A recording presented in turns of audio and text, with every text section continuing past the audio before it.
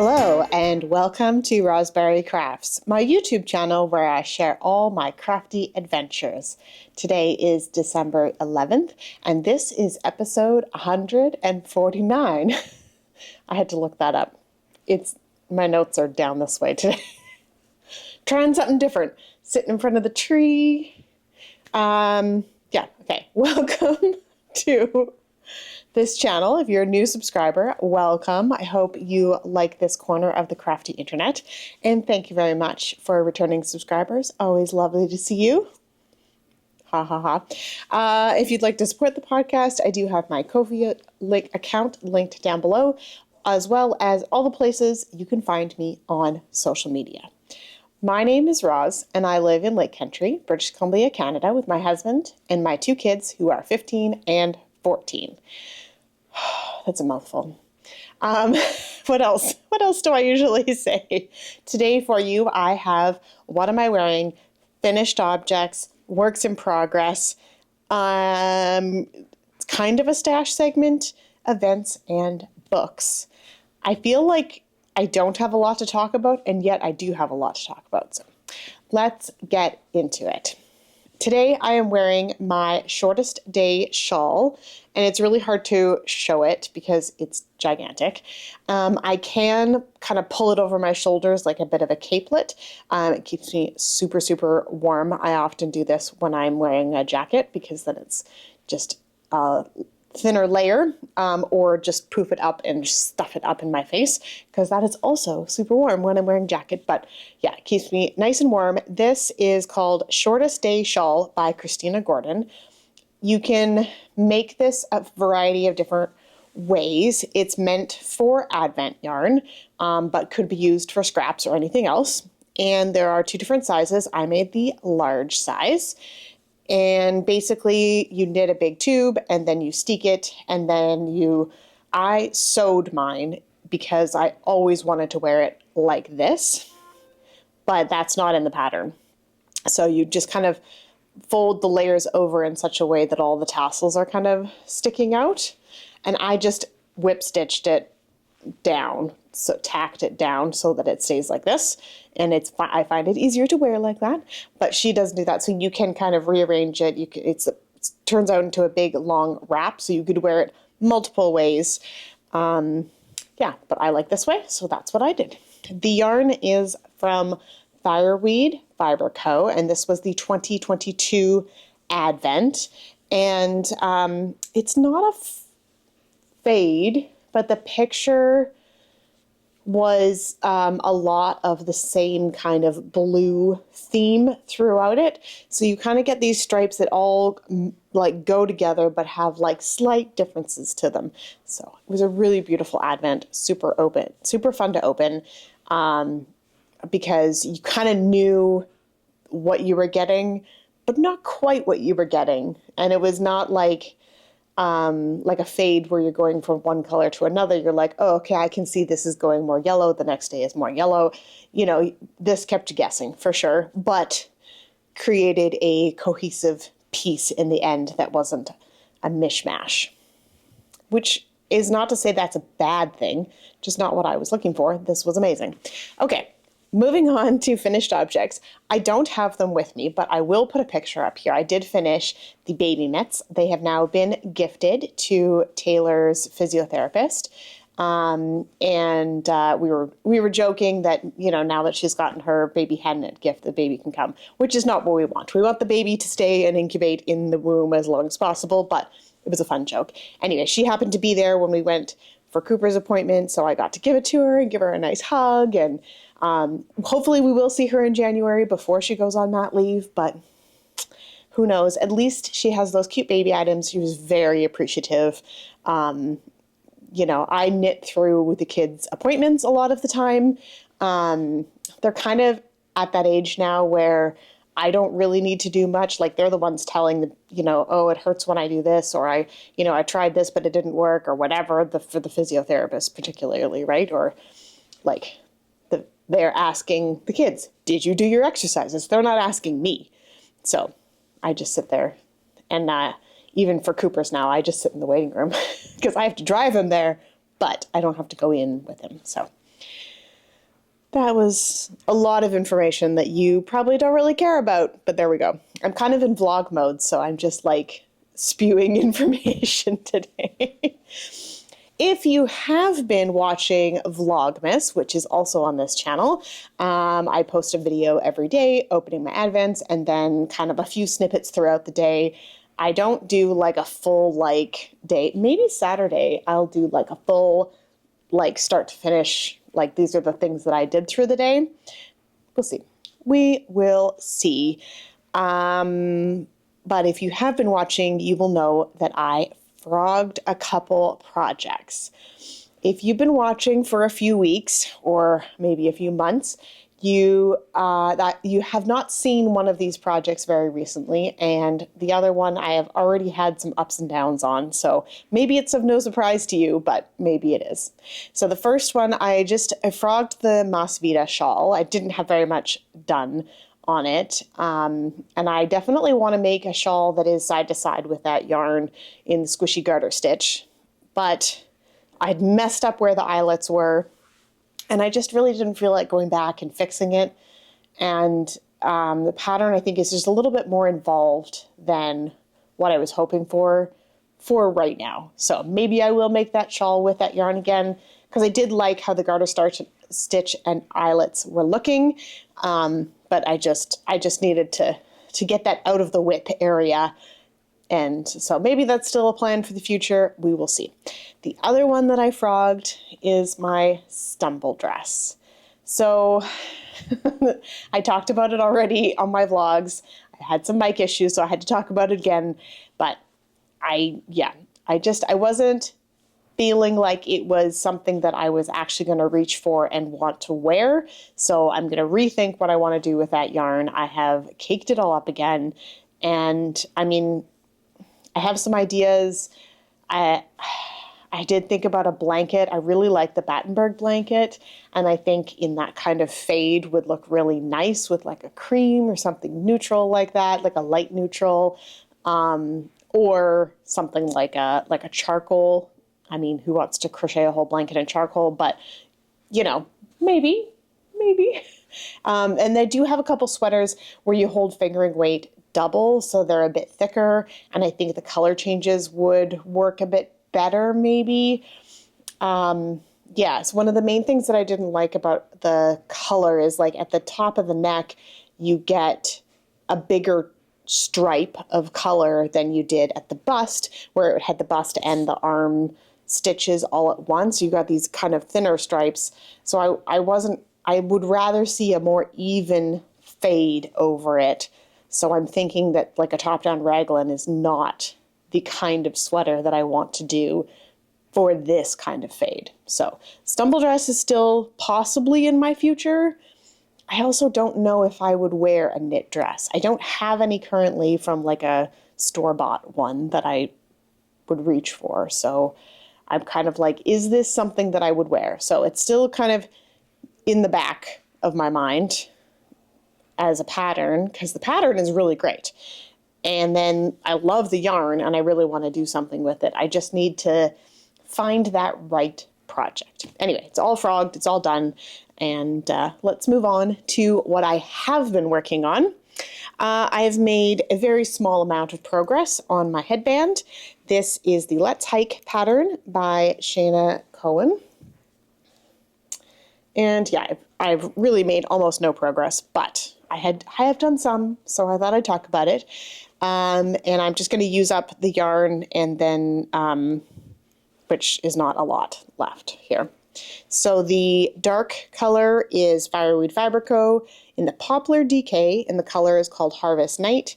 And then this lighter one is Pearly Shell Pirate Dyed Superwash Merino DK. I just added the merino. It's just Superwash DK. I don't know. In the color of Rune. So I'm just working away on those, and I will finish it whenever I finish it. I don't have a specific recipient for this or gift knitting. I'll just put it in the bin, and whoever likes it can have it. I'm just untwisting it. And the end is all tangled in here. Oh my goodness, what happened here? Okay. I'm going to deal with that later. Put that out to be done. The other work in progress that I have is a new work in progress, new-ish work in progress, because I have actually made some significant progress on it. So Taylor has asked me to make a hat for a teacher of hers that is her band teacher, and he is a really great teacher. He goes above and beyond for those students and is very deserving of a nice hand-knit gift. So here we are. This is the Rocky Ridge hat by Knox Mountain Knit Co.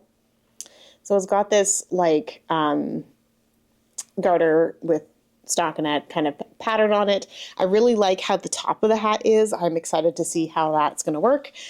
The ribbing took me forever for some reason, but there we go. This, nope, that's the wrong bag. I'm like, well, that's not right.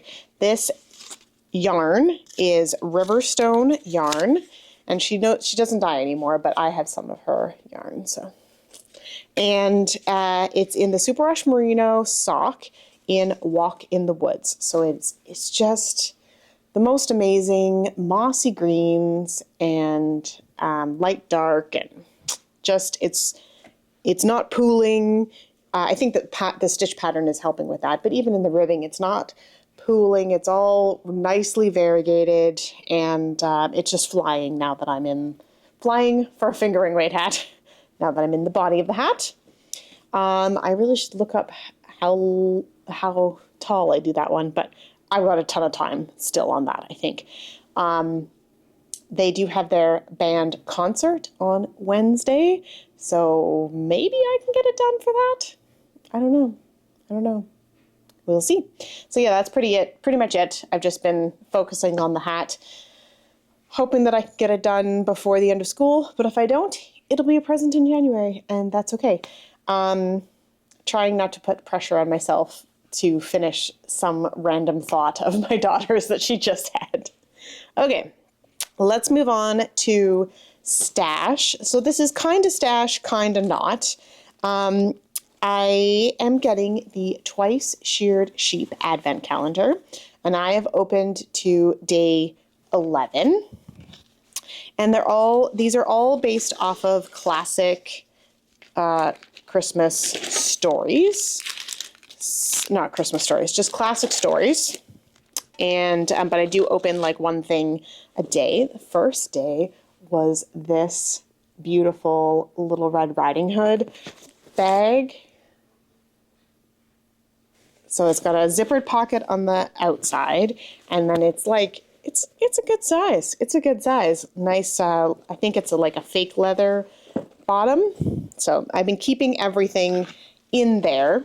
Red Riding Hood, of course, is a classic story, and I can't remember what order they are in, so I'm just going to go through them.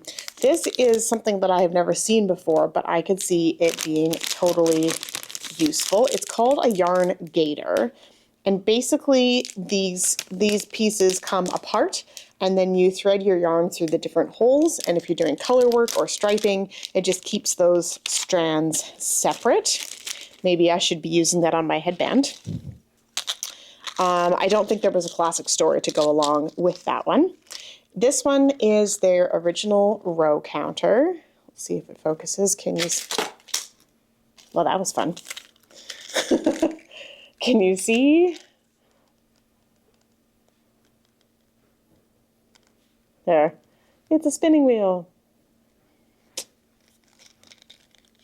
So, Sleeping Beauty, I believe, is the story that's from.